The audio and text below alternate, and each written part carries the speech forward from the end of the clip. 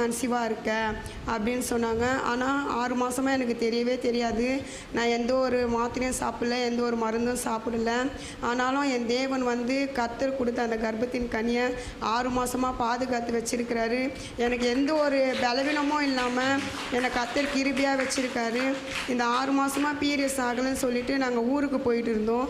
அங்கே ஒரு வைத்தியசாலைன்னு சொல்லிட்டு அங்கே போனதுக்கு அவங்க பீரியட்ஸ் ஆகிறதுக்கு வந்து எனக்கு வந்து ஒரு சொல்லியிருந்தாங்க, வைத்தியம் சொல்லிட்டு இருந்தாங்க.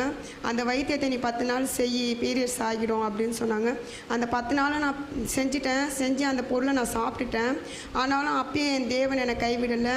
சரின்னு சொல்லிட்டு அப்பயும் நான் எங்கள் வீட்டில் என்ன பண்ணாங்கன்னா, சரி பப்பளி பழம் வாங்கி சாப்பிடு அப்படின்னு சொல்லிட்டு பப்பளி பழமும் எனக்கு வாங்கி கொடுத்துட்டாங்க. அதையும் நான் சாப்பிட்டுட்டேன். நான் சாப்பிட்டோம். ஆண்டவர் என்னை வந்து கண்மணி போல் அவர் கொடுத்த பிள்ளையை கர்த்தர் பாதுகாத்து வழி நடத்தி இம்மாற்றும் என் தேவன் வழி நடத்தின என் தேவனுக்கு கோடான கோடி